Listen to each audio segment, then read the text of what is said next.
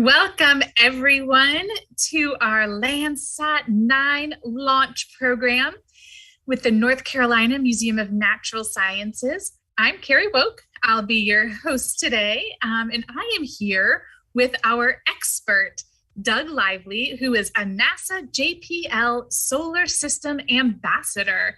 And you might be familiar with Doug if you attended any of our Astronomy Days programs, or if you've ever been to Astronomy Days in person. Doug has been around doing Astronomy Days as long as I have. So it's been longer than me, actually. So he's going to carry us through some of the science and some of the images that other Landsats have taken, and then tell us a little bit about the new one. So Doug, welcome. Okay, thanks, Carrie, and thanks everybody for joining today. As Carrie said, I'm a NASA Solar System Ambassador, and I've been doing that for a few years now. And of course, space science and astronomy are my passion, my personal passion. And I do want to say, if you have a passion for the night sky or a passion for learning space science, you've got some great resources these days. NASA Space Place is a great place to go. You can go there to www.nasaspaceplace.org, and you'll have got a lot of great stuff out there on satellites, Mars, planets, you name it. But today, what we wanted to talk about is Landsat, and Landsat is really, of course, short for land satellite. And what it is, it's a satellite that just goes over the Earth and takes continuous pictures and images of the Earth.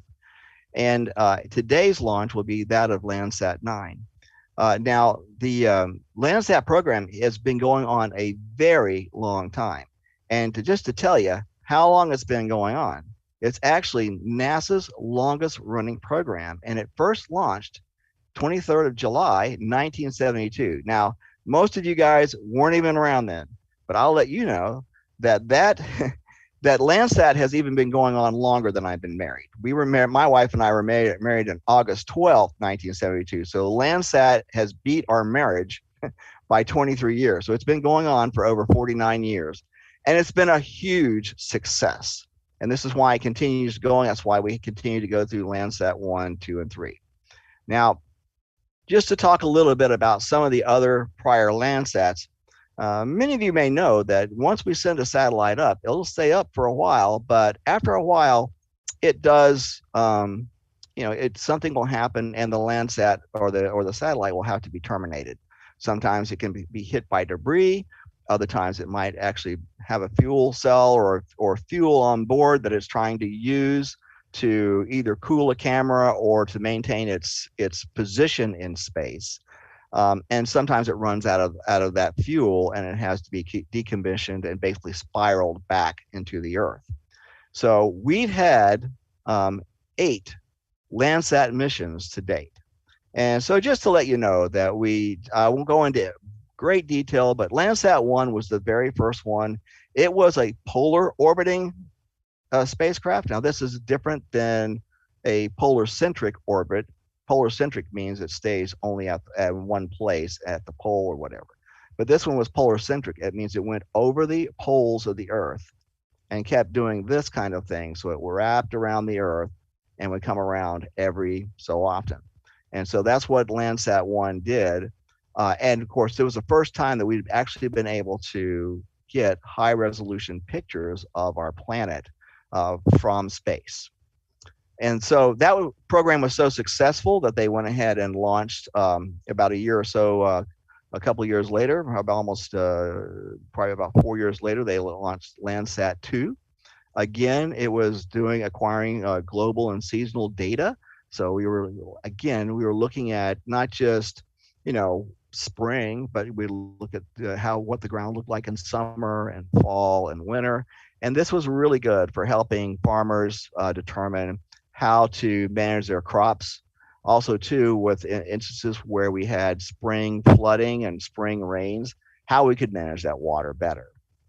Landsat 3 also was provided solar satellite energy, and so it was. But one of the neat things that happened with Landsat 3 was not so much the technology. The technology was pretty much the same, but prior to Landsat 3, most of the data was very expensive to get a hold of.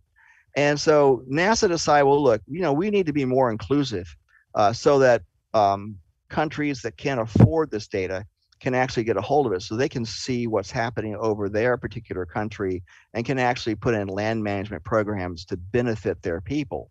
So NASA took the program over with the USGS, and they began giving the data out for free. And so you can actually go out to a Landsat page. If you go out to www.nasa.gov and you search for Landsat, you can actually download pictures from any one of the Landsats. So it's also free to you. It's not just free to governments, it's free to each individual that's here on this call today. So I definitely encourage you to do that. So that was one of the big changes with Landsat. So it was really more how it was managed. And they wanted, again, NASA wanted to give the data away for free. And then with Landsat 4, they of course began building a global archive of satellite energy. Now, if you look, I mean, we're looking at launch dates from 1972 to 1982 by this point. So that's 10 years worth of data.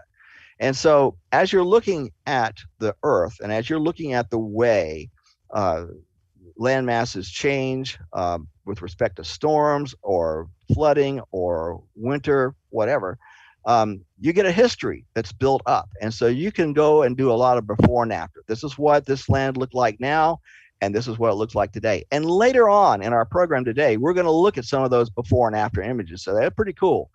But I just want to let you know that that's really with Landsat 4, that's really where we began putting together this global database that actually is able to show both history and current imagery. Again, all this is now free to everyone.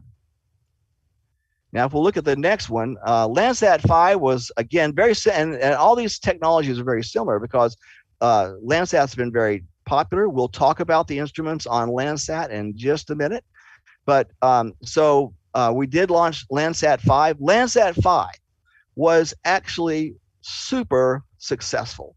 Landsat 5 launched in March 1 of 1984, and it was remained active till June 5th of 2013. So, I mean, that's quite a number of years that it remained active. It's actually in the Guinness Book of World Records as the longest operating Earth observation satellite. So that's one of the cool things. NASA always breaks records with their engineering, and it's one of the great things that NASA does. Now, Landsat 6 broke another record. It's the shortest Landsat that ever existed, because it actually failed to reach launch orbit, and the second stage was actually detonated and blew up. So poor Landsat 6. Then in 1999, Landsat with Landsat 7, we actually entered a new era of the way that we see images, because before they were just flat images over the Earth. And so you had to be really good at understanding what is it we're looking at. But with Landsat 7, we were actually able to begin getting 3D images. So we could do 3D modeling of what's happening on Earth. We'll see some of those 3D images, again, a little later in the program. And so that capability to do 3D imaging is continuing on with Landsat 8 and Landsat 9. Now, Landsat 8 really was a new, again, kind of a new venture and a newer technology. And you got to remember, the technology had changed significantly from 1972 all the way to 2013. So we were able to get more information. We could actually have bigger RAM, bigger memory in the satellite. It was beginning to take data directly from camera into memory. So it was really neat. And so that's what we did with that. Plus, too, we increased the ability of Landsat to see on Earth. So, for instance, it went from 60 meters, a resolution of 60 meters, all the way down to a resolution of 30 meters. So what is that? So basically, if you're going to school or whatever, you want to know what 10 meters looks like, just walk out to your bus pad and look at a school bus sitting out on the tarmac. A regular sized school bus is roughly about 10 meters. So up until Landsat 8, all the other Landsats could only find a resolution down to 60 meters. So that would be 6 Wake County school buses all lined up in a row, and that is the what 60 meters is. So that's the resolution. Now, Landsat probably couldn't see you at that point. But now with Landsat 8, and then of course Landsat 9, which we're hoping will launch today, we get down to 30 meters. And so that's 3 Wake County school buses, full-size school buses, lined end to end. So if you walk out and you see, 3 lined end to end, that's more likely they're able to look at you and tell that you're there, okay? Now, they might not be able to see what's in your backpack. We haven't gotten that far yet, but but it is, the technology is improving and it's getting better. All right, so let's talk a little bit about Landsat. So what is it that Landsat can actually do? I mean, it's, so Landsat has, and if you can see my cursor here, we have 2 instruments on Landsat. Now, when you look at Landsat, there's actually 4 pieces to look at. First of all, this big blue thing right here is a solar array. Okay, so this is how Landsat gets power. Now, it's got some internal batteries in this area, in this piece right here, but this big blue vein that's jutting out way into space is its solar panel. So that's primarily how it gets power and how it gets how it's able to keep its batteries charged. The thing with Landsat, it's in a sun-centric orbit, so it always tries to stay in sunlight. So it's always getting charged with that. Right, that's where, when we see the vein here that's connected to the body of the satellite, this is basically where you've got the avionics of the satellite. And when we talk about avionics, we're talking about the instruments that help the satellite stay upright. They help it stay in orbit. It can move left or right, up or down to make sure that it stays in focus with the Earth and everything. And so, and orbiting around the Earth's plane. So that's basically this box right here, which is attitude control. Then we have this white box right here. This is called the OLSI. This is the operational, I'll have to go back to that. It's the operational land imager.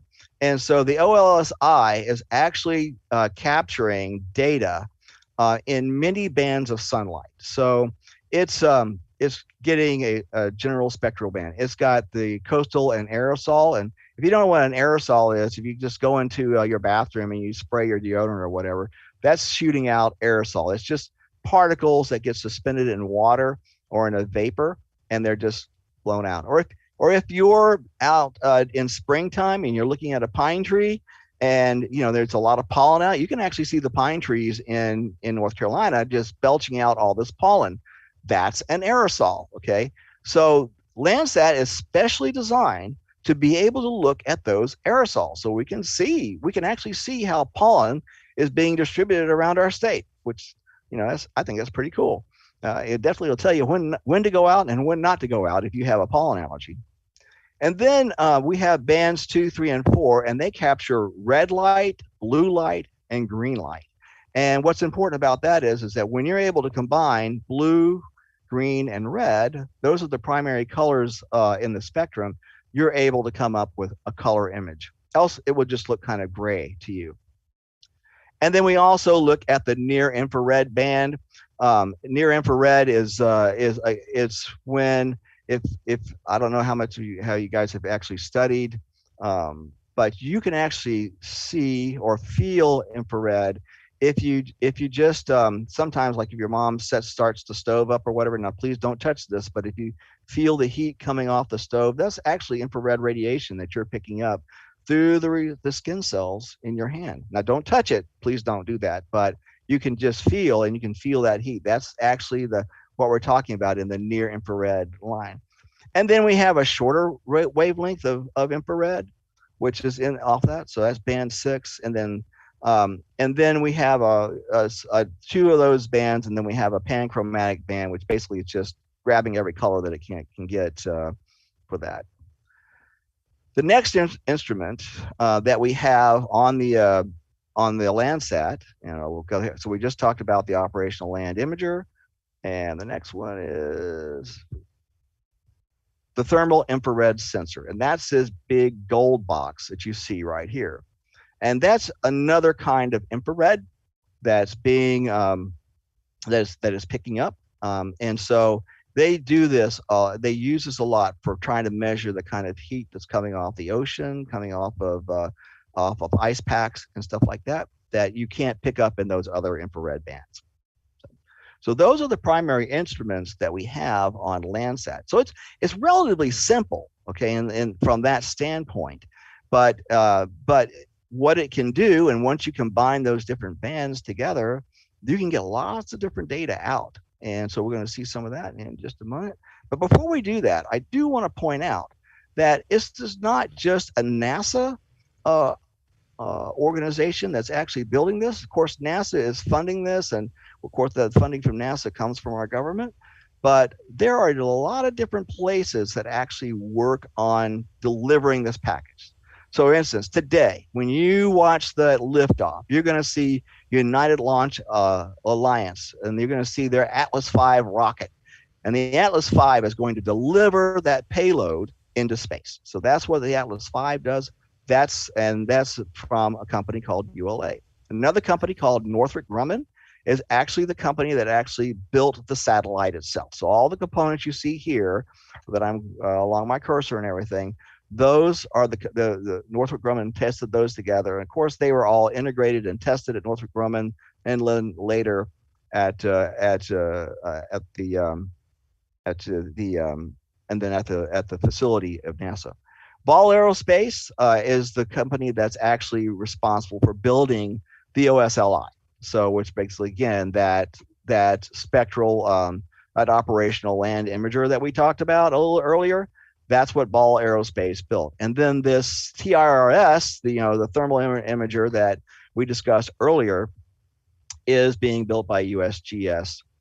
And then, being built by NASA Goddard. And then USGS in cooperation with NASA is managing the data that we get. So that's pretty cool. So it's a lot of people are involved and are a vested interest in making this work. So what is it that I have a question about that image. So is this a like composite image, or is that an actual photo taken of Landsat, like over the Earth like that? Okay, so it's a composite image. I mean, the actual photo of that is Landsat. What they think Landsat's going to look like when it's an artist. Oh, I mean, yeah, I guess Landsat 9, but yeah. Right, yeah, Landsat 9. So, it's not up there yet. Yeah, it's not out there yet. So you're right. And then this is their NASA's kind of their artist concept of what it would look like. Very cool. Yeah, that's cool. All right. So let's go to the next one. So what are the ways that Landsat helps us? And that's one of the neat things that Landsat does. It's really helping us in a lot of different ways. It helps farmers with agriculture, and it's not just farms in general. The Landsat is so accurate, it can actually go down to the individual farm. So if your dad or mom are farmers and they're looking to get climate data, and they're looking to get data with respect to the hydraulic or the water cycle on their property, or they're looking to get information with respect to, how dry the property might become over a number of years, what the climate cycle looks like with their farm, they can get that for their individual farm, which is just totally amazing, and that will help farmers actually be better at producing food for us, and it will also help them understand what kinds of foods to avoid, in case of a crop failure or whatever. It definitely helps us with understanding our ecosystems and our biodiversity. Certainly helps us with fire. We're going to look at some fire images a little later, but we know we have a lot of fires going on in the far west. So, we're all seeing the issues with the California fires right now. You may not realize this, but they are affecting us right here in North Carolina. We have this thing that we astronomers look at, which is known as the smoke layer. and that prevents us from looking at stars in the night sky. That smoke layer has actually come all the way from California to over Raleigh, North Carolina, and over really over the entire eastern seaboard. So that's literally affecting our air quality here. So don't ever think that, oh, well, it's happening over in California, it can't affect me. It actually does. It all affects us all. So that's something that Landsat helps us monitor and observe. It can help us with human health because we can look again with biodiversity. Mosquito populations actually take the lives of a lot of humans. And so if we can understand where those mosquito populations are actually being fostered and nurtured, we can actually do something to eradicate mosquitoes, which will actually give longer life to more people. So it's a wonderful thing. I won't go into every one of these, but energy, water, our carbon climate, how much carbon is going into our atmosphere, all these wonderful things it's information that Landsat can provide for us. So it's a super program, and again, it's a free program for everybody on Earth. So you can take advantage of this data. You can go out there and look for it yourself, and actually take home your own Landsat pictures, download them to your iPhone or to your Android or to your tablet or even a computer. So it's there for free.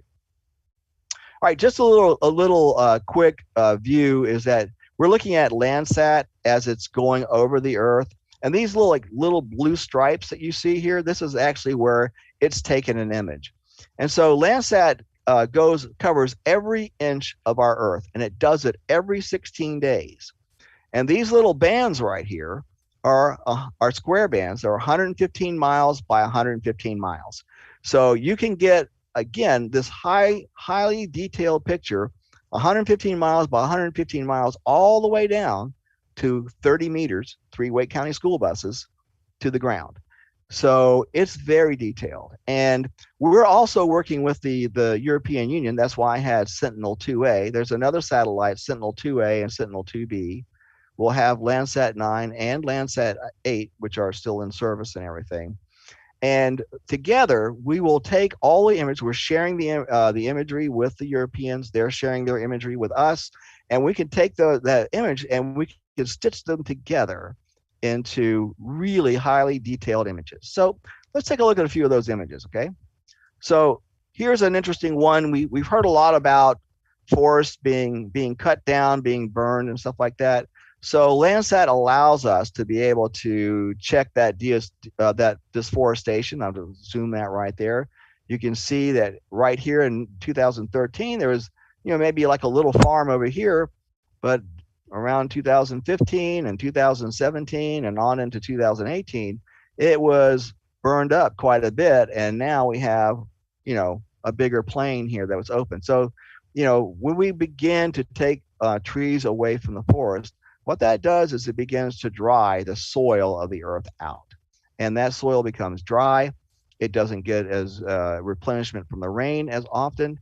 And so it can actually become unproductive over time. So that's one of the things that we're getting from Landsat.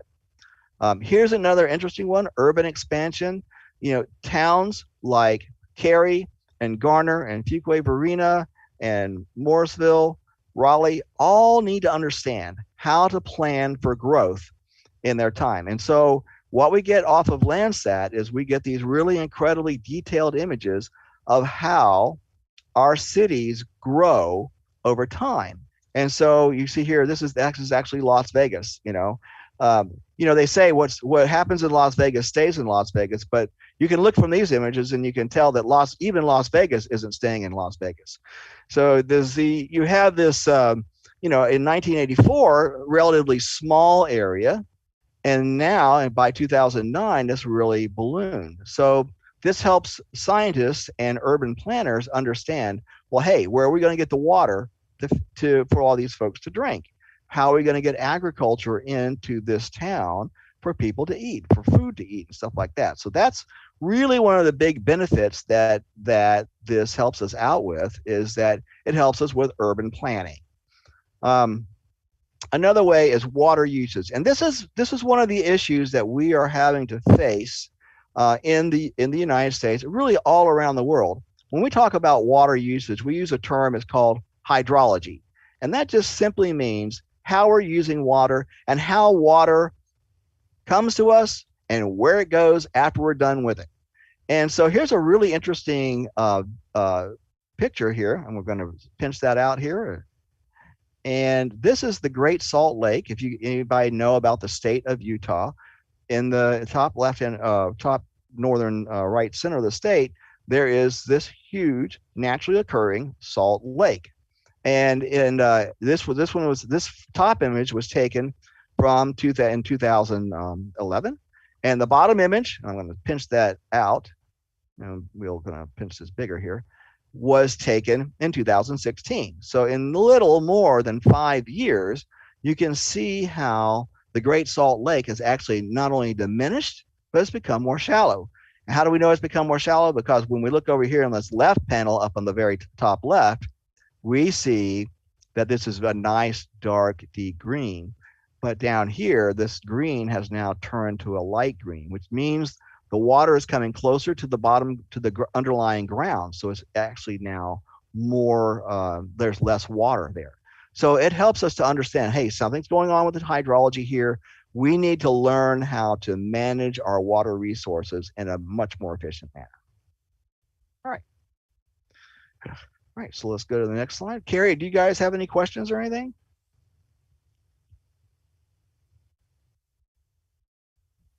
Sorry, finding my unmute button. No, I don't have any questions in the chat, but I will take this opportunity to tell folks, please do put your questions in the chat. So if you have a question about anything we're talking about today, we love to hear from you in the chat. And so, yeah. All right. Well, let's go on to the next slide. So I do want to go over just a few Landsat images. One of these, which we hear a lot about today, are coral reefs. You know, our coral reef infrastructure is being challenged, especially with the warming of our seas. So the bacteria that actually grow to create coral has a very narrow temperature that it can grow in. And if the temperature of the water goes much above 72 degrees, the coral becomes impacted and it can no longer grow. In fact, it begins to die. And so this is where we can begin looking at, use Landsat to look at the temperature of the water and then look at how the reef is being impacted. Now, one of the things that this has led to is scientists have now been able to go back and to look at coral and to the bacterium that creates coral, and have been able to develop coral that can live at higher temperatures in the water. And there's currently a study going on off the coast of Fort Lauderdale right now, because actually most people don't know this, but off of Florida, especially off of Fort Lauderdale, there's a Great Barrier Reef there, and the coral there is beginning to die. But scientists have found a coral that can actually live in warmer temperature, and they're beginning to plant that there. So they're actually working to save our coral reefs. So all that comes from being able to understand how coral reefs live, how they expand, how they collapse, and all that comes from Landsat images. On the next one, so this one's a little dearer to our hearts. Hopefully you guys, you may not have heard this, but this is a result of Hurricane Ida. On the left panel here, we're looking at the coast of New Orleans, and I'm going to pinch that out just a little bit so we can see that. Let's see if it'll let us do that. And so on the green, on the left here, this was a 2015 picture of New Orleans, or these southern coast of Louisiana before Ida hit.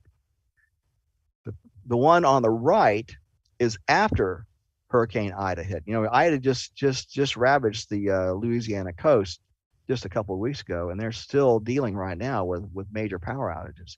But as you can see from this image, there has been massive erosion in Louisiana. Now, the sad thing is that this land is not coming back. So it maybe in 100 or maybe 1,000 years, this might begin to fill in again. But it took millennia, or like thousands of years, for this delta to fill in. and now it's been wiped out. So Landsat helps us to, because we have before and after images, we can look at the before and after images, and then we can understand, well, how was Louisiana affected by Ida? How was the coastline changed?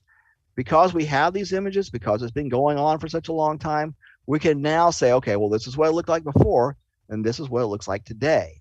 And then we can build management programs to hopefully begin to at least restore some of this coastal infrastructure that's been lost. And then another one that's, I think, near and dear to us all. These are, I'm just going to pinch from here. This is I think this is the Cooper's fire, I believe it is. It's the one that was affecting the national sequoia and the giant sequoia park really just last week. So this is a fairly recent image. This is the wildfire as it began to encroach upon the trees. So firefighters, and so you can see these little lines, these little red lines. These are more or less fire lines. So you can give this data to firefighters, and they can go in there and they can see where it's at. There are, of course, GPS coordinates associated with these images. These are all very high resolution images. We see them and think they're nice pictures, but scientists and firefighters can take these images and say, okay, I see that. Now, where's the GPS location for that? And Landsat can provide us exact details of where these are. And they can use this data to go and fight these fires. And so the firefighters are actively using this data to try to beat back the fire. So Doug, I have a question about that. So I think if I remember correctly, you said, so Landsat takes images every 16 days. Is that right? Every 16 days, it's over the same place on Earth. Right. So each image, so you get a snapshot every 16 days of every place on Earth. And NASA is not able to control the satellite, or can they point at different things, or is it just going to do its thing? It's just going to go over that particular area. If you change the position of that satellite too much, you're not going to be getting it's trying to look at a very exact image. As you change the attitude of that camera, you might get something short, more clearer in this frame, but up here in the far frame, it'll be out of focus. So they're very particular about how it's doing that. So it doesn't actually pan around. The way it pans, you see, the thing is that we're able, because we have not just Landsat 9 and Landsat 8, but because we partner with the European Union with Sentinel A, 2AB, and Sentinel 2A, we're actually, and I just want to say that even though Landsat 9 is over the same place every 16 days, because we have multiple satellites. With the addition of Landsat 9, we're actually going to be able to knock that image turnaround to once every 8 days. So we're going to get even more data faster. Okay. Any other questions? All right, let's go to the next slide. And of course, we hear a lot about the glacier ice shelves, how those are being affected. Now, this is a before and after image in 2020 and 2021. One is in winter for Antarctica is September. Summer is in February, because you got to remember it's flipped on the Earth when you go below the equator. And this little yellow line here, I'm going to pinch this out so we can take a look at that. That little yellow line is where it was in 1981. And that's during their winter. Okay, so you can see that in the winter of 2020, there has been a significant reduction in the amount of the ice shelf over Antarctica. If you want to flip to the summer, which would be in February, where it's warmest, you can see it's even more pronounced. The ice shelf has actually receded even further. That's that yellow line again that I'm moving over with my cursor. It's receded even further.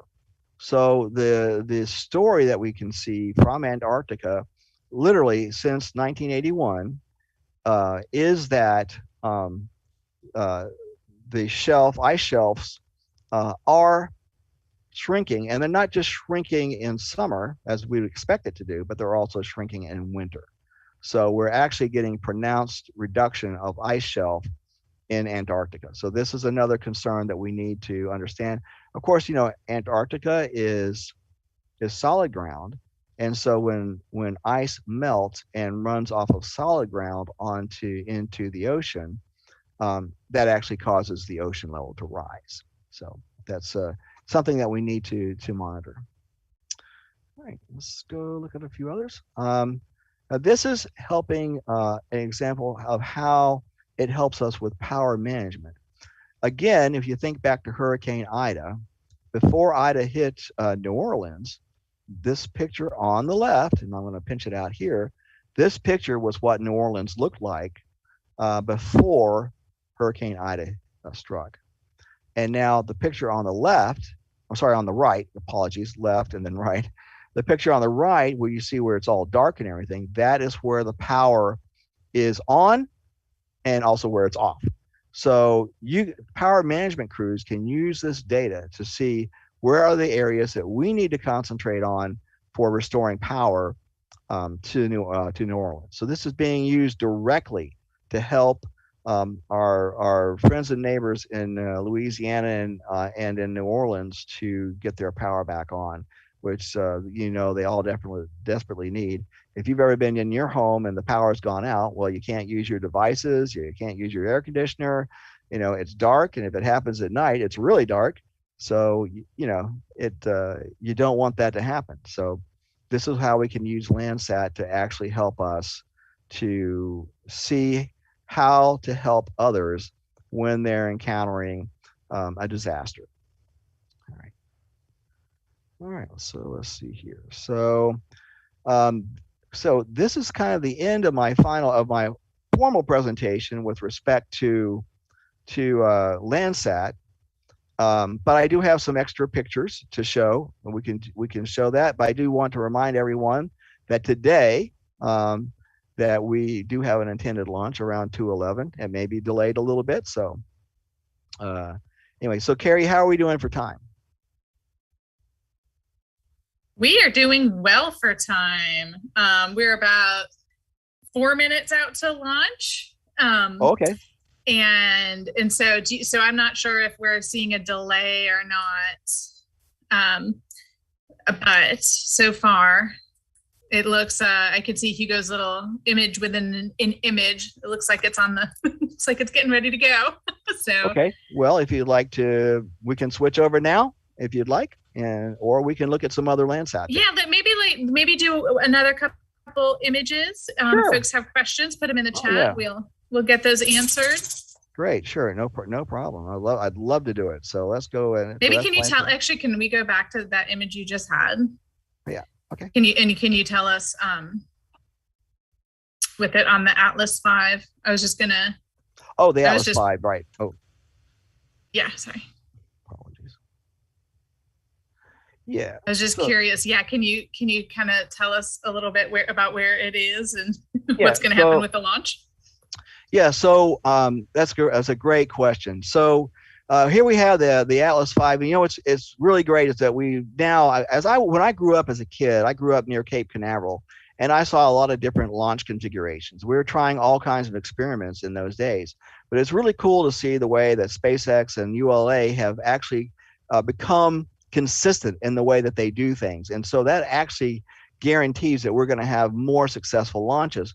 On the left here, you see this really tall structure. It's not a rocket, but it's known as a strong back. And this actually gives us stability on the rocket to keep the rocket from toppling. As they say, there's a high wind or whatever, but it also fuels the rocket. One of the neat things that we do, you can see these little wires and stuff. In fact, I'm going to just pinch that out a little bit, and you can kind of see these little wires and hoses and stuff going to the rocket. They are fueling the rocket. They're continually keeping the rocket fueled and topped off to just before launch.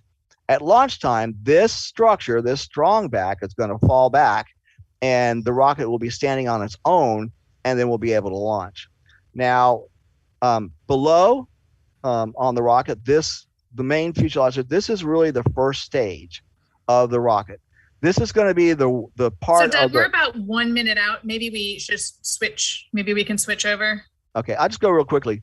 Our Landsat's up here in the nose cone. This is called a fairing. And so once we see that, we're going to see that fairing split off, and we're going to be able to see Landsat, and it'll be deployed. Okay, good enough? We'll all right, very cool. Cut over to you. All So right. thanks so much. Yeah, we'll come back after the launch and get any questions if there are any. Super. And we can show off our little models too.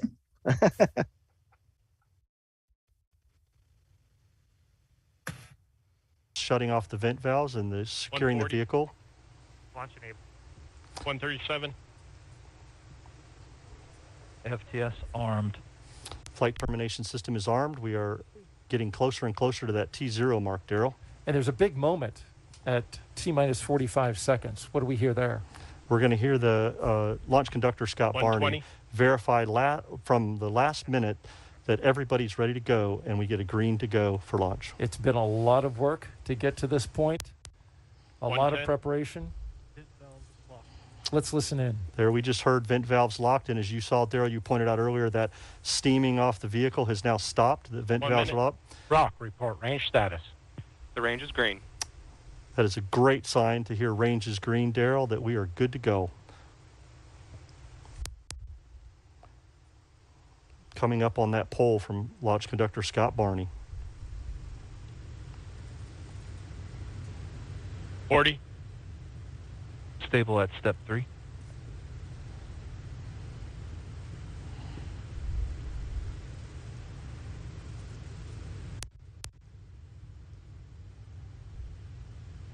$25. Status check. Go Atlas. Go Centaur. Go Landsat 9. And there it is, the word to Shall I launch stop sharing? Landsat 9. T-minus 10. 9, 8, 7, 6, 5, 4, 3, 2, 1. Engine ignition. And liftoff. Liftoff of an Atlas V rocket and Landsat 9, continuing the legacy of an irreplaceable 50-year record on our ever-changing planet.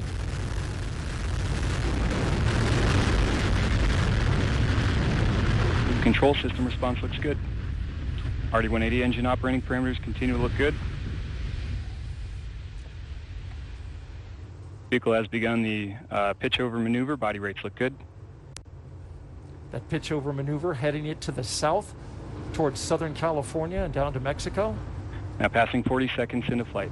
Engine operating parameters continue to look good. Pump speeds and injector pressures all within expected ranges. There's a shot from our tracker cam above the marine layer. Now 55 seconds into flight. Vehicle is now completing the pitch over maneuver. Body rate responses continue to look good. 3 minutes remaining in the boost phase of flight. Pump speeds and injector pressures on the RD-180 continue to look good.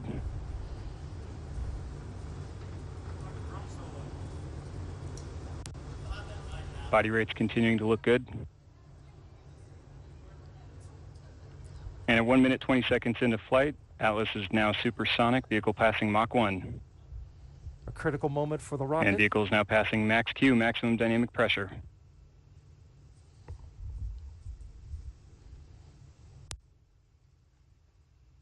RD-180 performance continues to look good throughout boost phase. Engine's now throttling down slightly as expected. Engine response looks good. That throttle down reduces the stress on the 19-story tall vehicle. 1 minute, 50 seconds into flight.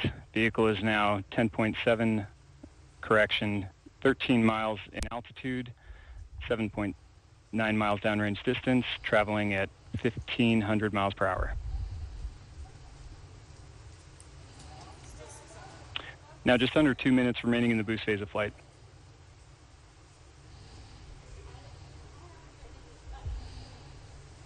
At 2 minutes, 18 seconds, the Atlas V vehicle now weighs just 1/2 of its liftoff weight. And vehicle's gone to closed loop guidance. Body rates indicating a slight adjustment can be expected for this phase of flight. There's a beautiful shot right there, looking back towards the planet, and see the plume from the RD-180. And the reaction control system on the Centaur is now pressurizing to flight levels. System pressure response looks good. So the reaction control system on Centaur, they're prepping it. RD-180 engine operating parameters continue to look good throughout boost phase. Body rates remain stable. Coming up in 60 seconds, the booster engines will cut off. Flight. Approximately 1 minute remaining now until booster engine cutoff.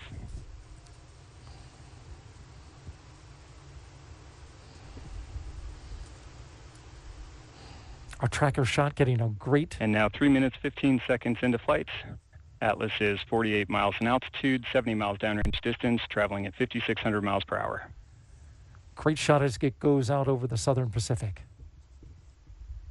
Pump speeds and injector pressures on RD-180 continue to look good throughout boost phase.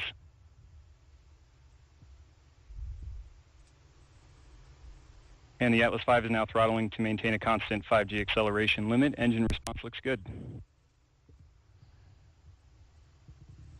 Speed currently 7,700 miles per hour. Has begun boost phase chill down.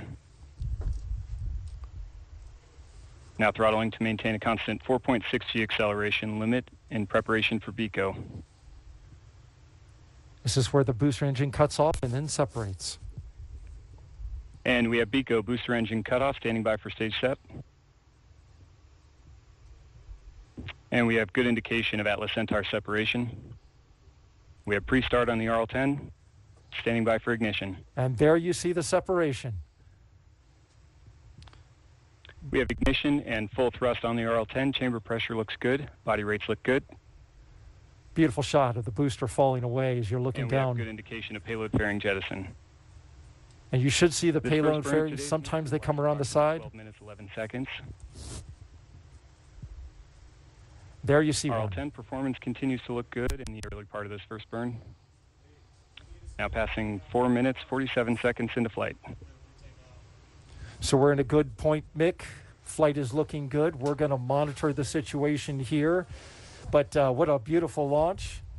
What a beautiful flight so far. 5 minutes. But there's still a lot of work to do. Yeah, absolutely. A lot of work to go on, but beautiful shot there of the RL-10 engine in space, sending Landsat 9 onto its orbit. A great launch this morning. So excited for this.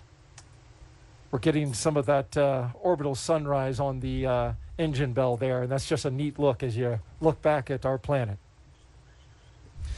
All right, Marie, we'll keep track of things in here, but for the meantime, we'll send it back out to you on the hill.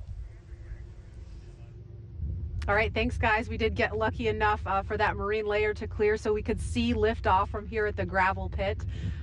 Earlier, I had the opportunity to speak with NASA Administrator Bill Nelson about today's launch. Take a listen. NASA Administrator Bill Nelson, thank you so much for joining us. You have described climate change as an all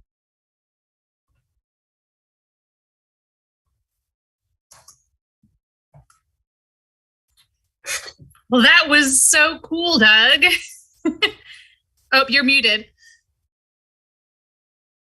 Yeah, that was super exciting. Thanks, Gary. That shot where they, where the booster dropped off and then you see the sun rising on it, that was really, really neat. It's just incredible. It really is. And the success, that's the thing, is the constant success that we see with companies like ULA, SpaceX, and of course NASA itself. It's that we really have become much more consistent. I can tell you, as an elementary school, when growing up near Cape Canaveral, there were many days when I walked out and there's a huge fireball hanging up in the sky because a rocket failed. But my hat's off to ULA and just for a successful launch. They just are continuing to demonstrate the technology that works over and over and consistent. That just means that we're going to see more larger and more interesting payloads going up into space from now on. So I have so as it it goes up, and so at what point I imagine it comes out of the it comes out of the top. How does that work? I'm sorry, say that again. It comes out of so when it broke off from the booster, but now Landsat still needs to unfurl once it gets to where it needs to go, right? Right. Yeah, and I think that's why they kind of cut off from the because it's no longer interesting. Because what's going to happen now, it's going to have to coast for a ways. It's going to, of course, the that second stage booster and everything now is actually giving it enough the necessary thrust that it needs to lift up so it can achieve that circumpolar. But it's going to be very gradual over time. So they just don't, it's unlike, today, you just, you get in your car, you hop in the car, you drive to Food Line, and you park in a parking lot. It doesn't really happen like that. So we have to be very careful about how the vehicle goes around the geometry of the Earth. The Earth has a lot of gravity, and if we don't do it just right, it could actually recapture the vehicle and pull it back down. So what they're going to do is they're going to gently nudge it up into that polar orbit that we began talking about, and so it's going to take a bit of time for that to occur. Can you give us a sense of how long that takes? Unfortunately, that one I don't know how long that takes. I will try to quickly look that one up. Yes, all right. And so I know we are talking a lot about the James Webb Space Telescope, which was going to launch in October, and that's been delayed. But it once it goes out, it takes months and months and months, right, before it starts getting images back to Earth. And there's a lot of reasons why that is that the James Webb Telescope will be put in an orbit, but the orbit's going to continually get further and further out. And what they want to do is they want to move the spacecraft into a special point that's called a Lagrange point. And many, many years ago, a French scientist discovered that there are 5 points around the Earth that you can park a satellite, or you could park anything, any mass, and it wouldn't move. So it wouldn't be attracted by the sun, and it wouldn't be attracted by the Earth. He was very humble. His name was Lagrange, and he named them points after himself. So these are called Lagrange points. And so James Webb is going to take Lagrange point number 5, and it's very, very far out behind the Earth, in the Earth's shadow, because we want to actually keep the sun from really affecting it. We have a sun shield on the bottom of James Webb to, also to prevent the instruments from being harmed by solar radiation. So they're going to put it out there, and once we get to it, so it's going to take a number of months to get there, but once it gets there, then they have to communicate with the satellite, with the telescope. They have to make sure that all the instruments are working and that they're getting all the images they want from the cameras. And once they're satisfied with that, then they can begin sending images to us here on Earth. There's a lot of work very cool. Yeah, thanks. And so how long? So Landsat 8 is still up. And so how long until they decommission that, do you think? It should be quite a while, because they're planning on Landsat 8 to be working in concert and lockstep with the European satellite Sentinel 2B, Sentinel 2B. Landsat 9 will work with Sentinel 2A, so they can stay up a very, very long time. Certainly, I think they're engineered, and hopefully they'll be able to make the Guinness Book of World Records with that Landsat 9, Landsat 5 made. But so these are designed to last a very, very long time. And I think it's so great, because we're all familiar with Opportunity and Opportunity's Spirit, right? Spirit's the other one that were supposed to last like a few weeks, and then ended up lasting years and years and years and years. So very cool engineering. Yeah, it is great. I mean, NASA has really turned itself into a superlative organization. Many of you have looked at that Juno, the Juno spacecraft. It was really only supposed to operate 90 days, and it's been working for 10 years. So it's pretty amazing. And so all the technology and extreme engineering that NASA puts into these spacecraft is just totally amazing. You got to remember that you're going into an extreme environment. As the rocket was launching off, you may have heard the call out to max Q. Okay, and max Q is that maximum aerodynamic pressure. So as the rocket is actually going up into space, the atmosphere is piling up around it. And it's getting, so there's more and more and more resistance. And so they throttle it back. It has to be at supersonic speed, but they throttle it back a little bit so we can kind of punch through the atmosphere. Now, if a rocket isn't able to do that, then it will literally, will run out of fuel, or the pressure of Earth's atmosphere will literally crush the spacecraft and it'll explode. So max Q is a really important step. So you got to hand it again to ULA for the design of a rocket and a payload delivery system that can make it just past max Q. That's just, we actually saw an example of the Alaskan rocket that went off a few weeks ago. It kind of went up like this and then started dancing like this, and then it kind of went up, and then it was going, and then they could never get it to go supersonic, and so they had to terminate that it couldn't get past max Q, and it just would have exploded anyway. So again, the engineering that goes in behind these rockets is just, it's mind-boggling. It's very, very cool. Well, we are about 4 minutes till our time. Do you want to go talk about a couple more images, or? No, why don't we just talk about a few more images? I'll go here. What I want to do is I want to talk a little bit about the 3D imaging capabilities of the Landsat satellites.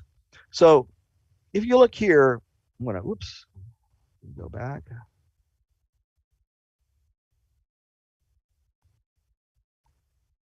One more. Let me see if I can pinch this out. It doesn't like to pinch. Okay, if you look here on the left, this picture here is this green blobby picture is it's really hard to tell what that is. You can see some rivers down here, and in this area, but it just looks like, yesterday's salad. It's all kind of munchy and green, and there's not a lot of relief or detail. With 3D imaging, we can actually begin to look at ground images, and we can see the relief of mountains. And literally, with the software that manages this stuff, you can literally rotate the images around, and that allows you to see around mountain passes and see how the mountain system is working. Now, I want to show one in particular, and it's this one right here. This is a mountain glacier in China, and so there's a glacier up here. But what's happening with this glacier? You can see right here that it's got a dark pool or a dark spot. That's actually where water is melting and it's pooling. So what's happening with this glacier is that as the water begins to melt and to pool like that, it will get to a point in time where it will rush down the mountain and will wash out any villages that are down below the mountain. But with a 3D imaging like this, you can literally see how the water is going to flow and where it's going to go. And this really does help people with flood management and with also too with understanding when you might be impacted by a flood. So that's another cool one. I'll pinch back out here. I'm getting over pinching. All right, let's go back. All right. So down here, this is another bridge. There was this bridge here is Democracy Bridge. It's in Africa. Anyway, there was an earthquake, and so this is the before image of the bridge, and then now you can see here is the collapse of the bridge. So it's kind of interesting. You can actually see what the total damage was there after that earthquake, and we've seen several before and after pictures. Anything that you see from space with before and after, that's going to be like with a tsunami or something like that, is all coming from Landsat. Another one that's closer to home, this was from 1997. This is the Mississippi, this is the flooding of the Delta that occurred, or not the Delta, but the flooding of the Mississippi that occurred in 1997. we were able to get a before image of what it looked like, and then we got an after image. And it's kind of interesting because you can see in this before image, these red places and everything are places where it had flooded in years prior. And so you got a really good understanding now of where the flooding is going to occur and where you should not build, places where you shouldn't build. And so I think that's another way that Landsat really helps us out. That is such a cool image, Right. Doug. So can you tell me exactly what's causing the red? Like, what is it that you can see that shows the previous floodplain, like the floodplain? Yeah. So we can't, when we're on the ground, we really can't see it. But what happens is it leaves scarring on the land that still persists years after an event occurred. And this is true with flooding, and it's also true with fires. And so even after years, you might have green, lush growth where a fire had been, but as you're looking at it with infrared and you're actually able to look at these different wavelengths, you can begin to see how the land was altered and scarred from an event. So it's really interesting, and that's really one of the big benefits you get from Landsat. Just looking at a plain color image from a camera floating overhead is really not enough to give you the kind of detail and information. And if you'll remember again what I said, these are really detailed images. So the scientists can actually use these images, and they know with GPS data where the satellite was at the time. I should let you know, I think I've already said that the swath is 115 miles by 115 miles. So if they have the GPS data and they know that it's 115 miles by 115 miles, they pretty much know to the exact location within that 30 meters we talked about of where that scarring has occurred. It's really incredible. I mean, it's like spot on, right? Yeah. It's like it matches absolutely perftly. And that's what a tool to have to make plans. So that disasters don't happen later. Hopefully we just listen. We listen to the images that tell us not to build there. Exactly. Well, we're about out of time. I was just gonna show everyone. If you got my email, I sent out the link to make your Landsat model. I hope some folks were able to. So here's the one. Me and Miranda made them yesterday at the museum. Sorry, it's kind of hard to show. But I'd love to see your model if you do make one. You can email me a picture. Doug, thank you so much. Thank you for having me. Such a fun program. I really enjoyed talking to you and watching the launch. And thank you to everyone who joined us. We have lots of fun programs, so keep in touch. Go to our website, it's naturalsciences.org, and find out about some more cool things that we are doing. So have a great week. What a great start to the week. Bye, everyone. Bye-bye.